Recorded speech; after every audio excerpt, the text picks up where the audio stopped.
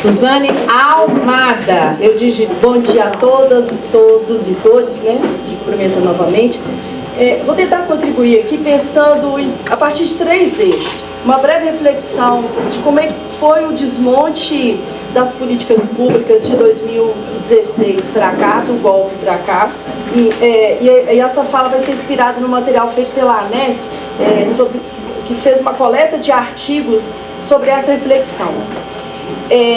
O nosso desafio nesse projeto de reconstrução do projeto democrático e como que também a partir de 2013 a gente tem tentado ocupar a política, e mais precisamente a política representativa, de um outro jeito, garantindo outros corpos, outras atrizes e atores para esse espaço de debate, né? Então, vamos lá para a questão que eu acho que isso vai perpassar todos os grupos, né? Então, e considerando o ano de 2024 como ano de eleições municipais. Bom, então, considerando primeiramente esse processo do desmonte das políticas públicas. O que na nossa cultura administrativa, na nossa cultura política, de políticas públicas, que formatação a gente teve até então das políticas, que elas se tornaram frágeis ou mais fortalecidas, com capacidade de resistir mais ou menos aos ataques e da necropolítica que a gente vivenciou de uma forma mais incisiva do golpe para cá. Então, 3 questões. Primeiro, a gente vinha, e a gente ainda é muito marcado por esse processo de formulação e implementação das políticas públicas, muito dependente do que acontece, do que vem de direcionamento do nível federal. Então a gente não conseguiu avançar muito na capilaridade das políticas públicas. E aí isso, óbvio, ficou mais complicado para a gente fazer a defesa e a resistência nesse momento de maior poder da necropolítica. Talvez a gente salvou um pouco em relação ao SUS, por exemplificar, e política de educação, porque a gente já vinha num processo de maior capilaridade dessas políticas. Então, e porque, para além de uma formulação, de uma implementação que dependia dos direcionamentos do nível federal, a gente já tinha conseguido avançar na construção para chegar até aqui, que é o município. Um outro aspecto, o segundo, considerando também as fragilidades, é que, e aí casa e conversa com o primeiro eixo, é que também a reflexão, que nível de consolidação a gente tinha avançado até o golpe para cá, na consolidação dessas políticas. Aí, de novo, SUS, talvez o SUAS, política de educação, mas, e ainda assim, a gente teve cortes, né? Tivemos cortes horrorosos nessas políticas, mas outras que a gente não tinha avançado, nem na capilaridade, nem na consolidação, ficaram muito mais fragilizadas. Cultura, igualdade racial, políticas para a população LGBTQIA+, gênero, enfim, né? E por fim, a gente também ficou ainda num formato que considerou muito pouco as dinâmicas territoriais. E conversou muito pouco também, então, tinha que ter avançado mais o diálogo com os movimentos sociais e com outras redes. Então, esse momento da reconstrução do projeto político e do projeto democrático, e que eu considero que todas, todos e todos que estamos aqui, a gente não quer uma democracia liberal, a gente acredita numa democracia anticapitalista, antirracista, antimachista e anti-LGBTfóbica. Então, para isso, a gente também vai ter que pensar nesse momento da eleição de 2024, como a gente reconstrói, como a gente colabora nessa reconstrução de um projeto democrático das políticas públicas que considere as fragilidades até então e como é que a gente avança na formulação de propostas, sejamos nós que estamos nos candidatando para os espaços legislativos, sejamos nós que estamos nos candidatando para os espaços do legislativo, ou do executivo. Então, isso é uma questão.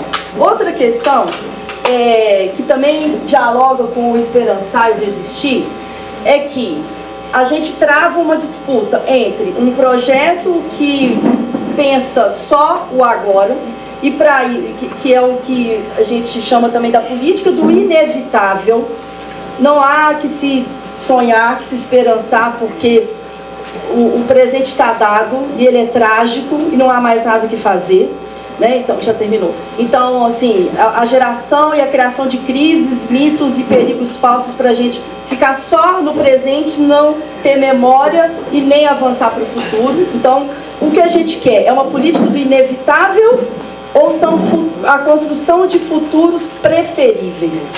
A gente então tem buscado, desde 2013, não que antes não tivesse acontecido, mas várias questões que não cabem o tempo aqui, de 2013 para cá, formas diferenciadas, inovadoras de ocupar o espaço da política e da política representativa.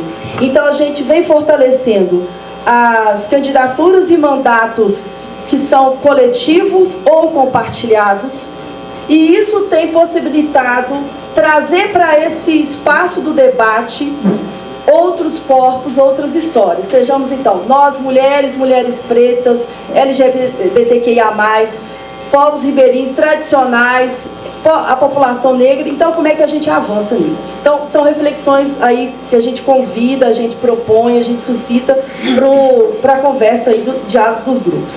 Desculpa, extrapolei o tempo. Obrigada.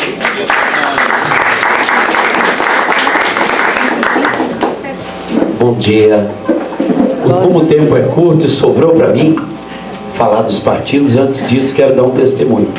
Nós resolvemos essa história de movimento Fé e Política muito inspirados naquele primeiro encontro que aconteceu em Santo André, em 1999, e eu vindo da Pastoral da Juventude, estou com 43, fiz um processo de opção pelo movimento Fé e Política, ao lado ali de Dom Luciano, e participamos, resolvemos mudar a agenda política local. Para nós o local são 78 municípios. A Arquidiocese de Mariana é um país. E nós resolvemos fazer esse processo buscando pessoas como nós aqui, entendendo que nós não podíamos ser curral eleitoral, mesmo daqueles que vinham do Partido dos Trabalhadores e que diziam que eles eram um movimento Fé e Política. E aqui eu começo a distinguir.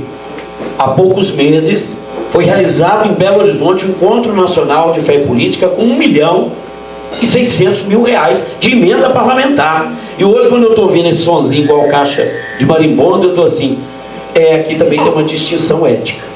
Nós não passamos por cima de ninguém, nós não desconsideramos ninguém, e esse movimento e este exercício tem a ver com a espiritualidade, com a fé e com a política.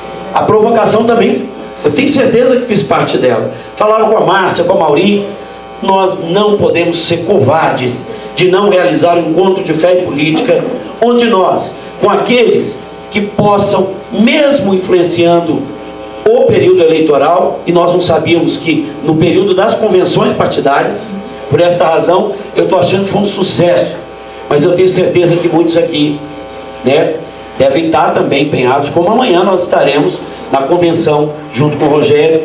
E foi nesse movimento que nós construímos, diante de 38 nomes de companheiros de vários lugares, um projeto político do movimento Fé e Política, que demos o nome de Desperta Cidadão.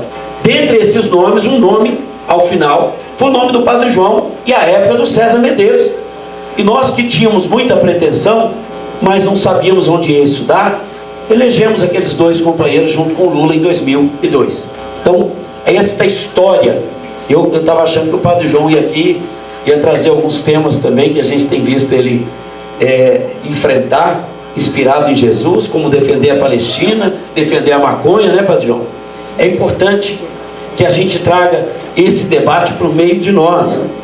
Então, por esta razão, nós estamos sempre cuidando desse espaço do movimento Fé e Política como um lugar pluripartidário, embora sejamos uma grande maioria do Partido dos Trabalhadores, ecumênico no sentido do diálogo entre as religiões, e neste cuidado para que as lutas que se fazem também possam ter aqui esta perspectiva do debate, esta alimentação da esperança. É por isso que estes grupos que nós trazemos aqui para as rodas de conversa nos importa muito, assim como nos importa ter uma companheira que vem tratar do tema, dos nossos irmãos kardecistas, do Espiritismo, aqui também, junto com os irmãos e irmãs evangélicas, nosso povo ancestral, as religiões de matriz africana, nós temos nos debruçado a isso. Mas o histórico que me coube aqui nesse minuto final é falar rapidamente dos partidos políticos, do fundo eleitoral e de como é que isso tudo também foi contaminado, Frei Gilvander. Assim como a religião e a política, o instrumento partidário passou a ser ambiente de disputa. Se a gente pegasse o histórico de mandonismo nos partidos, depois passou por um outro período que estamos vivendo ainda, dos mandatismos. A direção dos partidos são deputados que comandam. E aquele recurso público que a gente tanto lutava para ter igual ou condições mais próximas de disputa, ele acabou sendo também absorvido pela direita. O fundo eleitoral hoje é um grande negócio para aqueles que falavam que o financiamento público de campanha era coisa do demônio, dos comunistas. E os partidos políticos, inclusive o Partido dos Trabalhadores, têm hoje um grande desafio de saber lidar com toda a diversidade, mesmo quando se tem uma dinâmica ou uma democracia interna.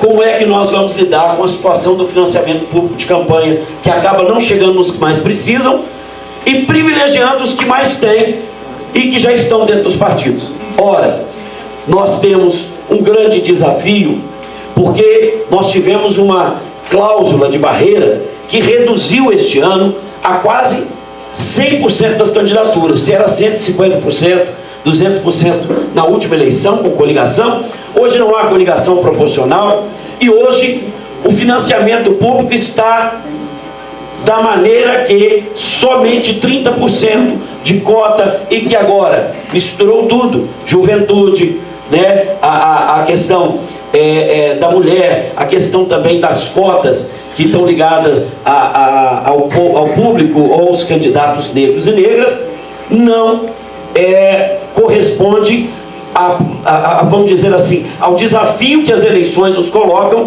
das minorias estarem representadas.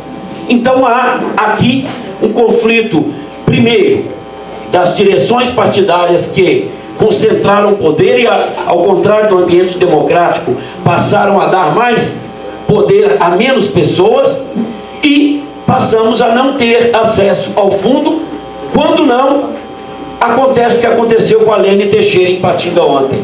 A tesoureira nacional do Partido dos Trabalhadores lá esteve há poucos dias, garantindo a pré-candidatura da Lene.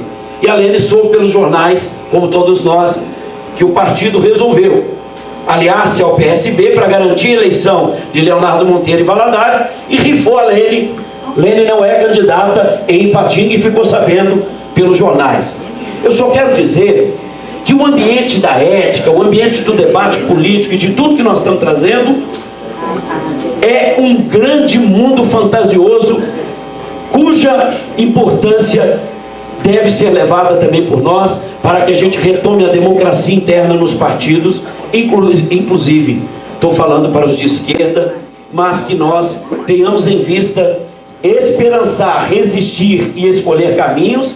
Não passa apenas pelos debates, pela formulação, mas para uma ação concreta de retomarmos esse debate interno nos partidos, que no ano eleitoral, e vai nos restar fazer as disputas, e muitos fazem com o cotovelo debaixo do sovaco. Outros, mais rasteiramente e sem ética, promovem a destruição do outro. E nós, no grande encontro, no 7º encontro de fé política, tentamos juntar os caquinhos para que as pessoas se vejam e digam: política sem ética e corpo sem espírito, parafraseando nossos irmãos espíritas, costuma não servir para nada. E é esta a razão que nós temos que nos esperançar também, tratarmos das estratégias que nós temos para os anos vindouros. Os encontros de fé política não podem ser alimentados ou se alimentarem apenas neste ambiente. É importante que a gente retome no interior dos mandatos, que a gente vai conquistar na luta e no voto, mas que a gente também possa alimentar pequenos grupos de fé política em tantos lugares, discutindo e falando tantas línguas importantes, mas que a gente não se torne uma torre de Babel, onde a confusão entre nós seja o mesmo que aconteceu com os partidos políticos. Nós não estamos excomungando, não estamos aqui trazendo uma mácula, mas estamos dizendo que os partidos políticos, como instrumentos de transformação, precisarão de nós e que nós, já neste ano, devemos então buscar dar apoio a cada pré-candidato e pré-candidata que comunga, que se solidariza nesta fonte que nós aqui trouxemos e que esperançar, resistir, escolher caminhos, seja também para nós oportunidade. Eu e Padre João temos vivido um projeto que tem conselho político, tem regimento interno, tem assembleia geral, tem participação dos coletivos, que a gente acredita nisso, e por essa razão nós demos o nome de Juntos para Servir. Então é com esse testemunho e com esse pensamento que a gente espera também contribuir nesse encontro de fé política. Obrigado.